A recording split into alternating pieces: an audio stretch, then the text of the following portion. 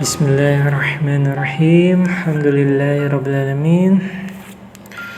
Alhamdulillah, Allahumma lakal hamdu hatta tarda, wa lakal hamdu iza radita, wa lakal hamdu ba'da ridha. Allahumma lakal hamdu wa ilaikal mushtaka wa antal musta'an wa la hawla wa la quwwata illa billahil aliyyil azim. Allahumma salli ala Sayyidina Muhammad wa ala ali Sayyidina Muhammad. Baik Bapak Ibu yang dirahmati Allah, semoga Allah karuniakan ilmu yang bermanfaat, hati yang ridha, dan doa-doa Bapak Ibu diijabah oleh Allah Subhanahu wa taala. Alhamdulillah, pada kesempatan hari ini kita masih diberikan nikmat iman, nikmat Islam, dan nikmat sehat gitu ya Bapak Ibu. Semoga yang sedang sakit Allah sehatkan menjadi penggugur dosa. Semoga yang sedang lapar, sedang sulit Allah mudahkan. Semoga yang sedang sempit Allah lapangkan. Baik Bapak Ibu yang dirahmati Allah, kita saat ini sering sekali mengalami yang namanya kekhawatiran gitu. Kecemasan, kekhawatiran, dan segala bentuk dimensi yang semacam itu gitu Bapak Ibu. Nah, dari sekian banyak belenggu yang sempat kita bahas, ada 3 belenggu induknya, yaitu al-ghadab, al-hazan. Nah, yang kali ini kita membahas tentang al-khauf. Ini adalah salah satu belenggu yang harus segera kita lepas gitu Bapak Ibu. Kalau tidak akan dilepas, belenggu ini akan mengunci langkah kita, menghentikan langkah kita untuk sukses gitu, menghentikan langkah kita, mengunci, membuat keraguan-raguan. Itu adalah pekerjaan setan, itu menakut-nakuti kita gitu Bapak Ibu. Nah, kali ini kita membahas tentang itu. Jadi beda loh gitu ya. Kita harus membedakan kekhawatiran akan urusan dunia dengan urusan akhirat. Rasanya itu sangat berbeda. Itu sangat berbeda Bapak Ibu. Jadi ketika kita, kalau kata Utsman bin Affan, kekhawatiran dalam urusan dunia itu akan menggelapkan hati. Tetapi kalau mengkhawatirkan urusan akhirat akan jadi cahaya bagi hati kita gitu. Di kolbah gitu. Allah akan menuntun cahaya hati kita, menuntun hati kita. Jadi khawatir itu jadi paradoks gitu. Di satu sisi ketika urusan dunia gelapkan hati, urusan akhirat cahayakan hati gitu. Itu harus ditempatkan pada tempatnya gitu. Nah, ya harus ditempatkan pada tempatnya. Tapi kebanyakan dari kita itu khawatir akan urusan dunia gitu Bapak Ibu. Rasa khawatir itu yang perlu kita pahami bersama, itu adalah anugerah, itu adalah karunia yang Allah berikan gitu. Jadi ketika kita khawatir adalah itu agar kita bisa mengantisipasi masalah, terutama di zaman saat ini, era informasi yang sangat bebas, akses informasi yang bebas tanpa batas, tanpa sekat. Terutama sering kita dengar tentang berita-berita buruk gitu. Kalau ada istilah yang terkenal di dunia komunikasi, ilmu komunikasi, the bad news, it's a good news. Makanya berita buruk itu cepat tersebar, bencana, kemudian gosip gitu ya. Karena artis itu cepat sekali gitu, trauma dan lain-lain. Nah, kabar-kabar itu membuat perasaan kita itu tidak aman, ada rasa khawatir, cemas, takut. Itu hal yang sunatullah gitu Bapak Ibu. Tapi ketika itu menjadi belenggu, ketika itu memicu stres berat bagi kita, itu akan berpengaruh terhadap kualitas hidup kita, berpengaruh terhadap pengambilan keputusan gitu, karena kita khawatir gitu, takut, cemas, sekiranya kita cemas mengalami perubahan gitu. Makanya kita harus belajar nih bagaimana menenangkan hati, mendamaikan hati, melapangkan hati, agar jalan hidup kita itu menjadi lega. Ada 2 dimensi yang memunculkan kekhawatiran. Yang pertama itu keinginan, yang kedua itu ketidakpastian. Kenapa terlalu banyak khawatir bisa bahaya kalau tidak bisa kita kendalikan? Karena terlalu cemas dan khawatir adalah penyesalannya gitu ya. Kita berharap bisa menikmati hidup, tidak perlu banyak cemas agar ujungnya itu tidak ada penyesalan. Nah, jadi ada 4 ketakutan, kekhawatiran yang sering kita alami pada umumnya, yaitu khawatir menghadapi kehidupan, khawatir menghadapi perubahan, khawatir menghadapi kehilangan, dan khawatir menghadapi kematian. Nah, kita akan belajar bagaimana caranya untuk merubah rasa khawatir ini menjadi siap gitu, yakni dengan berserah diri ke Allah gitu, yakni dengan melepas segala kekhawatiran, melepas segala kemelekatan, dan menitip segala urusannya itu ke Allah gitu Bapak Ibu. Udah ada sesuatu yang sebetulnya ada di luar kendali kita gitu Bapak Ibu. Jadi istirahatkan hati kita itu untuk hal-hal yang sebetulnya sudah di luar kendali kita gitu. Itu dalam kendalinya Allah gitu ya Bapak Ibu. Ada kalimat Imam Al-Ghazali, yakni apa yang ditakdirkan menjadi milikmu, maka dia akan menemukanmu meskipun jaraknya denganmu sejauh antara 2 gunung gitu Bapak Ibu. Tapi segala sesuatu itu tidak ditakdirkan untukmu, tidak akan sampai kepadamu meskipun dekat sedekat 2 bibir. What's your will find you. Jadi tenang aja gitu ya. Sebetulnya ada yang dalam kendali kita, ada yang di luar kendali kita, itu yang perlu kita pahami bersama. Tugas kita itu ya apa? Yaitu berikhtiar sepenuh jiwa dan raga kita, dan berdoa sepenuh rasa, ibadah sepenuh rasa, dan semua itu dibingkai dengan keberserahan gitu kepada Allah gitu. Titip puncaknya itu di situ, berserah diri ke Allah. Berserah, lapang dada, beriringan dengan terus bergerak gitu. Ada batasannya, kapan kita harus berlapang dada, kapan kita harus fight. Kenapa harus berlapang dada itu diversuskan dengan fight? Karena ini beriringan. Bagaimana raga kita itu fight, tapi batin kita itu lapang, jiwa kita itu berserah ke Allah. Oleh karena itu berserah diri ke Allah itu adalah manifestasi perwujudan yang tertinggi gitu. Dalam Quran surah Al-Mulk ayat 29 gitu. Iman dan keberserahan itu menyatu gitu. Dan dalam surat-surat lainnya juga begitu. Qul huwa rahmanu amana bihi wa ilaihi tawakkalna. Bersatu nggak mungkin terpisah gitu, berjalan berdampingan dengan iman dan keberserahan. Kita menitipkan barang itu kepada siapa gitu. Misalnya kita nih pengen nitip barang gitu, kepada siapa? Pastinya kepada orang yang paling kita percaya gitu.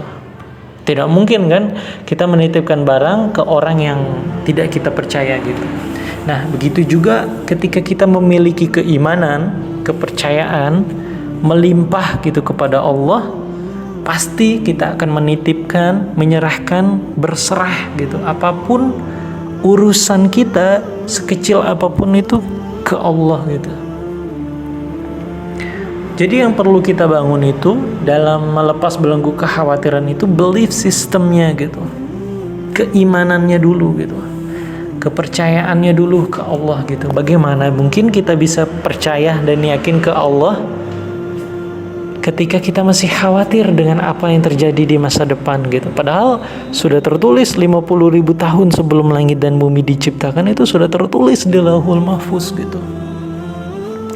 Kepercayaan kita kepada Allah, keyakinan kita kepada Allah itu ada levelnya gitu. Tingkat keyakinan seorang hamba, yang pertama itu percaya Allah itu ada gitu. Itu yang paling dasar gitu, keyakinan gitu. Iman kepada Allah, sekedar percaya bahwa Allah itu ada. Allah itu ada dekat kita gitu, sebagai manifestasi dari seluruh hal yang ada di dunia ini. Bagaimana mungkin alam semesta ini sedemikian indah, dan teratur, tapi nggak ada penciptanya gitu, yang nggak mungkin gitu. Nah, yang kedua itu percaya bahwa Allah itu pasti senantiasa melindungi kita. Allah senantiasa menjaga kita gitu. Jadi kita yakin bahwasanya itu Allah ada bersama kita. La tahzan innallaha ma'ana. Ketika kita bersedih, jangan bersedih, ada Allah bersama kita gitu. Allah senantiasa melindungi hambanya gitu. Dan jangan suuzon, yakin aja takdir yang Allah berikan itu adalah yang terbaik. Ma asaba min musibatin illa bi iznillah wa may yu'min billahi yahdi qalbah. Jadi segala musibah, kejadian yang terjadi itu atas izin Allah gitu. Dan ketika kita beriman, mengimaninya gitu, Allah akan membimbing hati kita. Allah senantiasa melindungi kita. Yang ketiga, percaya Allah itu tahu segala sesuatu gitu, Bapak Ibu. Senantiasa memilihkan pilihan terbaik gitu. Boleh jadi apa yang baik bagi kita itu buruk, tapi boleh jadi apa yang baik bagi Allah itu pasti baik bagi kita gitu. Begitu pula sebaiknya gitu. Ya, ini iman kepada qada dan qadar gitu. Yakin Allah tuh Maha tahu. Yang keempat tuh percaya Allah tuh senantiasa memilihkan pilihan terbaik. Yakin aja gitu bahwasanya Allah tuh gak mungkin salah menetapkan takdir setiap hambanya gitu. Itu sudah tertulis 50.000 tahun sebelum langit dan bumi diciptakan. Nah, bagaimana caranya agar iman kita itu tetap terjaga, agar kekhawatiran kita terlepas gitu? Ya, ini mengadu dalam doa gitu. Nah, ada doa yang Rasul Shallallahu Alaihi Wasallam ajarkan agar kita itu selalu dalam ketenangan, kedamaian hati.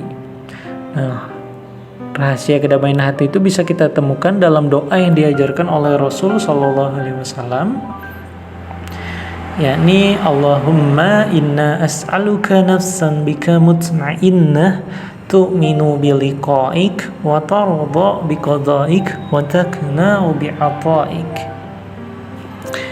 Nah, sebagaimana yang diriwayatkan oleh Imam At-Tabrani dari Abu Ummamah, Rasul Shallallahu Alaihi Wasallam menganjurkan membaca doa ini saat pikiran kita sedang resah, gelisah dan tak tenang gitu, khawatir.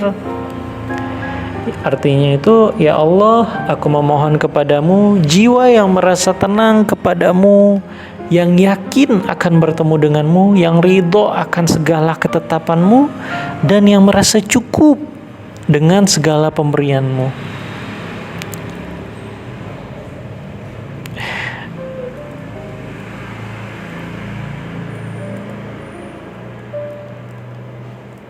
Nah, itu salah satu doanya gitu ya. Nah,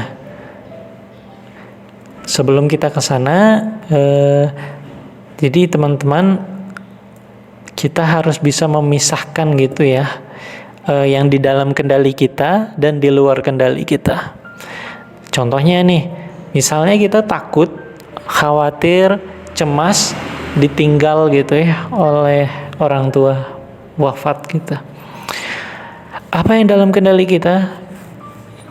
Ya, sebelum beliau pergi, ya itu kita harus mengunjungi lebih sering, menjaga agar jangan sampai ada hal-hal yang menyakiti hatinya, menikmati saat-saat bersamanya, mendokumentasikan hal-hal yang berkaitan dengannya, dan memfasilitasi segala kebutuhan orang tua untuk husnul khotimah gitu, ibadah dengan baik dan lain sebagainya. Nah, apa yang di luar kendali kita, yaitu suatu saat kita harus yakin bahwasanya beliau itu akan meninggalkan kita. Beliau itu milik Allah, akan kembali kepada Allah. Begitupun kita. Nah, itu yang bisa dalam kendali kita, lakukan sesuatu, lalu berhentilah khawatir. Yang di luar kendali kita itu serahkan ke Allah gitu, berhentilah khawatir. Karena seringkali kita itu khawatir gitu ya, terutama dengan kematian gitu. Yang 4 sikap terkait kematian itu melupakan mati, takut mati, ingin mati, dan siap mati gitu ya. Nah, nasihat untuk menghadapi kematian itu jangan takut menjemput kematian, jangan terlalu sedih ditinggal oleh orang yang terkasih. Yang ketiga itu hiduplah dengan cara tertentu membuat kita tak akan menyesal gitu.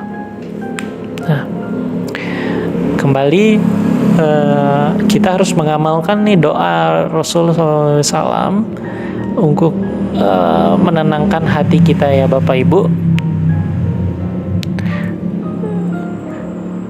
Doanya sebenarnya ketenangan hati, kecemasan itu Rasul sudah membuat kunci jawabannya gitu dalam doa ini gitu ya. Allahumma inni as'aluka nafsan bika mutma'inna tu'minu biliqa'ik wa tarda biqada'ik wa taknau bi'ata'ik.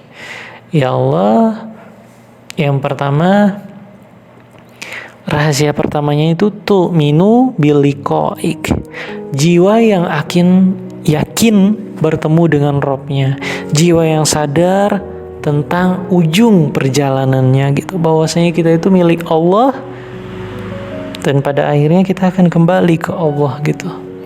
Rahasia pertama itu kedamaian hati, yaitu kita harus sadar gitu, yakin akan tujuan hidup kita, yakin akan ujung perjalanan kita gitu.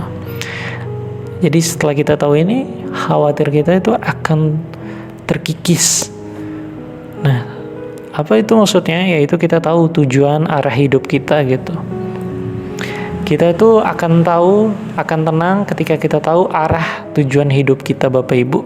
Hidup kita itu nggak lama, pada akhirnya kita akan pulang menghadap Allah Subhanahu wa Ta'ala. Pada akhirnya kita akan kembali ke Allah. Dari Abu Hurairah radhiyallahu anhu, dia berkata bahwasanya Rasul sallallahu alaihi wasallam bersabda, umur umatku berkisar sekitar antara 60 sampai 70 tahun dan hanya sedikit yang melewatinya. Hadis riwayat Tirmizi. Nah, pada hari mereka dibangkitkan, dalam Al-Quran surah An-Naziat disampaikan pada hari mereka dia melihat hari kebangkitan, mereka merasa seakan tidak tinggal di dunia, melainkan sebentar saja gitu, waktu sore atau pagi hari. Jadi waktu kita itu sebentar gitu Bapak Ibu. Di dunia ini hanya persinggahan, tempat kita bercocok tanam, tempat kita menanam kebaikan yang nanti akan kita tuai, akan kita ambil di akhirat kelak gitu. Nah, kenapa begitu penting kita tahu tuh arah tujuan hidup kita? Kita ambil contoh, misalnya ketika seorang wanita bisa tetap tenang dan bertahan dalam penderitaan dalam dietnya gitu ya. Ketika dia tahu karena ia itu punya tujuan, yaitu ingin langsing, ingin sehat, ingin menyenangkan suami dan lain sebagainya. Begitupun kita sebagai pria ingin olahraga, tetap istiqomah gitu olahraga, karena kita ingin menjaga kesehatan kita, senantiasa menjaga makan kita, pola makan kita, karena kita ingin menjaga kesehatan kita. Nah, begitu kita menyadari hal ini, semuanya itu akan menjadi ringan. Semua yang kita hadapi itu dengan tenang, karena semua hanya sementara. Sakit sementara, sehat sementara, miskin sementara, kaya pun sementara. Tangis yang kita alami itu pun sementara, tawa pun yang kita alami itu pun sementara.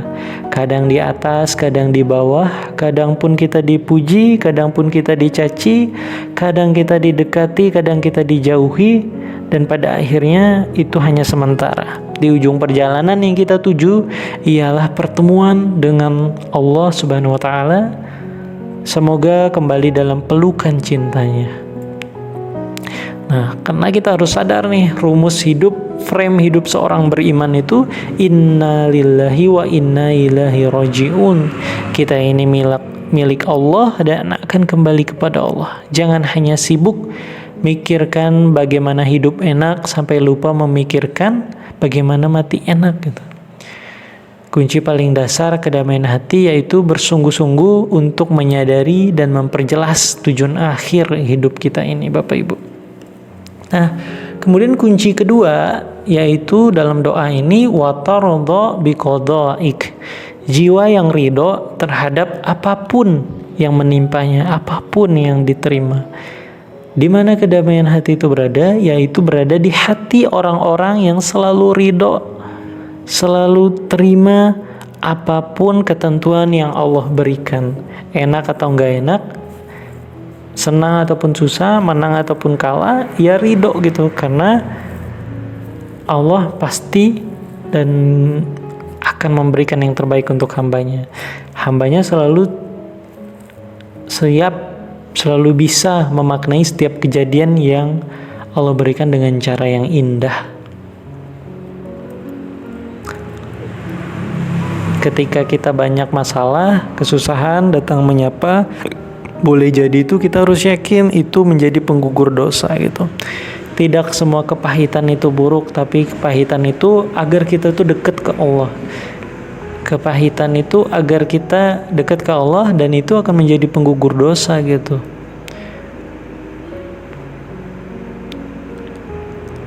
Sebagai sentuhan cintanya Allah kepada hambanya gitu. Nah, dengan demikian ketika kita yakin ridho dengan segala ketetapan yang Allah berikan, kita akan merasakan manisnya iman. Karena orang yang ridho menjadikan Allah sebagai Tuhannya, berserah hanya kepadanya untuk mengatur, menetapkan segala urusan gitu. Jadi kita nitip gitu ke Allah segala urusan kita gitu. Karena Allah yang tahu segalanya, Allah Maha Baik. Barang siapa yang mendapatkan rasa manis tersebut, niscaya rintangan masalah duniawi tidak akan menyulitkan gitu. Nah, kemudian rahasia ketiganya itu watakna bi'ataik. Jiwa yang merasa cukup dengan pemberian dari Allah. Qanaah. Nah, rahasia ketiga kedamaian hati itu perasaan yang cukup. Perasaan puas, batin yang puas atas semua karunia-Nya, menikmati setiap anugerah yang ada, tidak terjebak dengan angan-angan dan keinginan yang belum ada gitu. Dalam hadis riwayat Al-Bukhari, seandainya seorang anak Adam memiliki satu lembah emas, tentu ia akan menginginkan 2 lembah lainnya, dan sama sekali tidak akan memenuhi mulutnya selain tanah, yaitu setelah ia mati, dan Allah senantiasa menerima taubat orang-orang yang bertaubat.